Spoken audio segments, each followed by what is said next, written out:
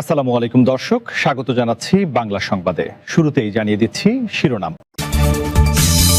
Iran যুদ্ধ যেভাবে গুঁড়িয়ে দিল আমিরাতের অহংকার। আগামী রোববারের মধ্যে দিতে হবে বিদ্যুৎ বিলও, অন্যথায় জরিমানা।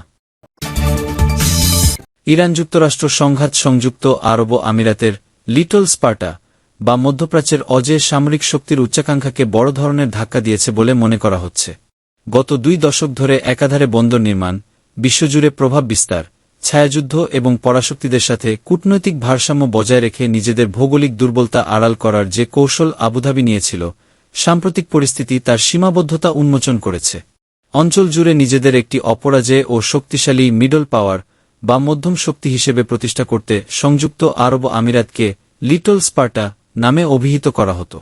তবে গত 3 মাসে উপসাগরীয় অঞ্চলের গুরুত্বপূর্ণ অবকাঠামোতে ইরানের উপর্যুপরি হামলা আমিরাতের সেই আত্মতুষ্টি এবং বাস্তব নিরাপত্তার মধ্যকার বিশাল ব্যবধানকে সামনে এনেছে। সম্প্রতি আমিরাতের প্রেসিডেন্টের উপদেষ্টা আনোয়ার গার্গাস সামাজিক যোগাযোগ মাধ্যম এক্সে, সাবেক টুইটার, ক্ষোভ প্রকাশ করে লিখেছেন, চরম সংকটের সময়ে তাদের দীর্ঘদিনের বন্ধুরা পাশে না দাঁড়িয়ে উল্টো মধ্যস্থতাকারীর ভূমিকা পালন করছে। এই মন্তব্য থেকে স্পষ্ট যে ইরানের বিরুদ্ধে প্রতিবেশীদের একটি আগ্রাসী জোটে টানতে না পারায় আবুধাবি কতটা হতাশ। এই কূটনৈতিক টানাপোড়েনের অংশ হিসেবে আমিরাতি বিশ্লেষক তারেক আলোতাইবা আরব সংহতি এবং বহুপাক্ষিক জোটের নিষ্ক্রিয়তার তীব্র সমালোচনা করেছেন। অন্যদিকে ওয়াশিংটনে নিযুক্ত আমিরাতের রাষ্ট্রদূত ইউসুফ আলোতাইবা হরমুজ প্রণালী উন্মুক্ত রাখতে একটি আন্তর্জাতিক সামরিক অভিযানে শরিক হওয়ার ঘোষণা দিয়েছেন। তবে এই সমস্ত হুঁশিয়ারির আড়ালে ঢাকা পড়ে যাচ্ছে এক নির্মম সত্য। সেটি হল, বছরের পর বছর ধরে জমানো আন্তর্জাতিক প্রভাব ও বিপুল অর্থসম্পদ কোনোটিই ইরানের প্রকাশ্য আগ্রাসনের মুখে আমিরাতকে একক নিরাপত্তা দিতে পারছে না।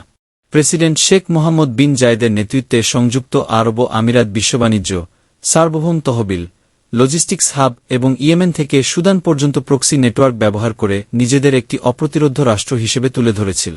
কিন্তু ইরানের রেভলিউশনারি গার্ডস আইআরজিসি যখন হামলা শুরু করল, তখন আমিরাতের এই বিশাল বৈশ্বিক নেটওয়ার্ক কোনো কাজে আসেনি। রাশিয়া থেকে আসা বিপুল বিনিয়োগ ও ধনকুবেরদের আশ্রয় দিয়েও আবুধাবি সংকটের সময় মস্কোর সামরিক সহায়তা পায়নি। বেইজিং যথারীতি কেবল উদ্বেগ প্রকাশ করেছে এবং ওয়াশিংটন মৌখিক আশ্বাস দিলেও ইরানকে দমনে কার্যকর কোনো প্রতিরোধ গড়ে তোলেনি। মূলত বিশ্ববাণিজ্যের কেন্দ্রবিন্দু এবং বৈশ্বিক পুঁজির নিরাপদ আশ্রয়স্থল হওয়াই আমিরাতকে ইরানের সহজ টার্গেটে পরিণত করেছে। আন্তর্জাতিক বিনিয়োগকারী, বিমা কোম্পানি ও প্রবাসী কর্মীদের এটি মনে করিয়ে দেওয়াই ইরানের জন্য যথেষ্ট যে আমিরাতও এই অঞ্চলের অন্যান্য ছোট দেশের মতোই অনিরাপদ। আমিরাতের জাতীয় অবকাঠামোতে হামলার জবাবে ইরানের ভেতরে আমিরাতি বাহিনীর বিমান হামলাও শক্তির ভারসাম্য ফেরাতে পারেনি, কারণ যুদ্ধ বা ক্ষয়ক্ষতির ক্ষেত্রে ইরানের সহনশীলতা আরব দেশগুলোর চেয়ে অনেক বেশি। এরপরই মোহাম্মদ বিন জায়েদ ইরানের বিরুদ্ধে একটি যৌথ সামরিক অভিযান চালাতে প্রতিবেশীদের আহ্বান জানান। কিন্তু সৌদি আরবসহ অন্যান্য উপসাগরীয় দেশগুলো সেই আহ্বানে সাড়া না দেওয়ায় আমিরাত এখন আন্তর্জাতিক গণমাধ্যমে নিজেদের শক্তিমত্তা প্রদর্শনের প্রচারণায় নেমেছে। একই সাথে তারা জিসিসি, গালফ কোঅপারেশন কাউন্সিল, আরব লীগ এবং পাকিস্তান বা ওমানের মতো মধ্যস্থতাকারী দেশগুলোর বিরুদ্ধে তাদের পাশে শক্তভাবে না দাঁড়ানোর অভিযোগ তুলছে। বিশ্লেষকদের মতে, আবুধাবি দীর্ঘদিন ধরে জিসিসিকে তাদের আঞ্চলিক নিরাপত্তার চেয়ে নিজেদের উচ্চাকাঙ্ক্ষার পথে একটি বাধা হিসেবে দেখেছে। কিন্তু এখন বিপদে পড়ে তারা বুঝতে পারছে যে প্রতিবেশীদের তারা একসময় এড়িয়ে চলতে চেয়েছিল, তাদের ছাড়া নিজেদের অঞ্চলের স্থিতিশীলতা রক্ষা করা অসম্ভব। আবুধাবির বর্তমান কৌশল হচ্ছে ওয়াশিংটনে জোর লবিং করা এবং পশ্চিমা দেশগুলোর কাছ থেকে আরও শক্ত নিরাপত্তা গ্যারান্টি আদায় করা। তবে এই সংকটের স্থায়ী সমাধান কেবল মার্কিন প্রতিরক্ষা কবচ বা ইরানের বিরুদ্ধে কূটনৈতিক প্রচারণায় নেই।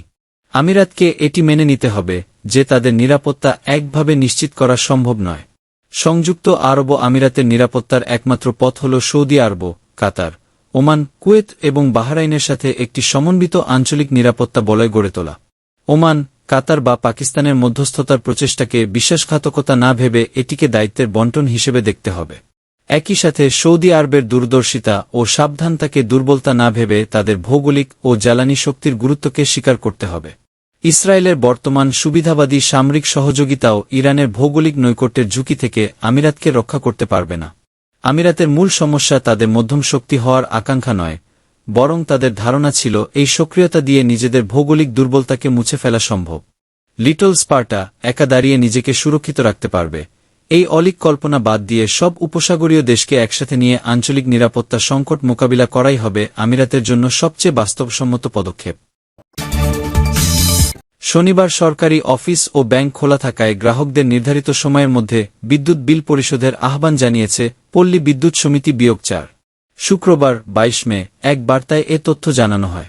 বার্তায় বলা হয়, আগামী শনিবার সরকারি নির্দেশনা মোতাবেক সব সরকারি অফিস ও ব্যাংক খোলা থাকবে। তাই গ্রাহকরা অফিসে বা ব্যাংকে বিদ্যুৎ বিল দিতে পারবেন। বিল পরিশোধের শেষ তারিখ 23 মে। জরিমানা ব্যতীত বিল পরিশোধ করতে চাইলে অবশ্যই 23 মে রোববার বিল পরিশোধ করতে হবে। অন্যথায় বিলের সঙ্গে এলপিসি জরিমানা যুক্ত হবে।